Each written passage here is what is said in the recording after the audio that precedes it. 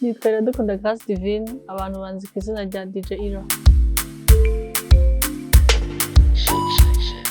Nturuka i Burundi mu muryango w'abana 4, nje ndumuherereza umukuza ariwe Bisoso, abizi ko ari umu DJ, yakunda kuza i Burundi, afite club hariya yaza gukoramwo.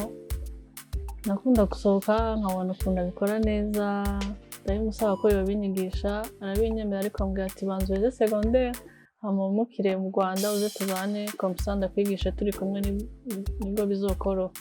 Ubwo rero naje mpejeje secondaire ndaza 2015 ko naje turabana atangura kunyigisha kugeza n'ubu.